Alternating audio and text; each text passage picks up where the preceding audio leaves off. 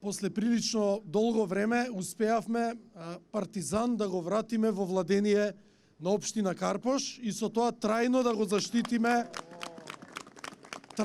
заштитиме од налетот на урбаната мафија. Мене ми е навистина драго што многу луѓе се вклучија во целата оваа иницијатива.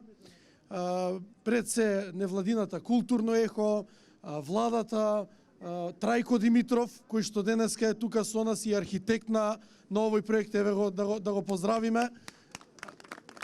Агенцијата за млади и спорт и сите останати. Она што денеска тука се случува, службите и граѓаните ќе може да помогнат во чистење на просторот кој што беше долги години запуштен. Дополнително просторот се обезбедува, односно се затвора, што би се рекло Партизан да може да ја помине зимата и да презими.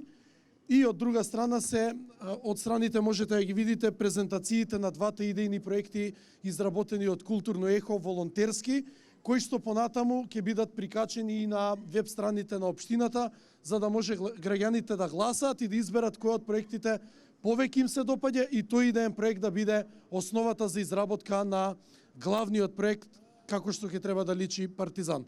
Автентичниот изглед ќе се задржи, меѓутоа секако Партизан ќе го следи и новото време, ќе ги следи и новите трендови, но она што е најбитно, заштитен е објектот, заштитена е оваа површина во функција на спорт, рекреација и во функција и во интерес на граѓаните.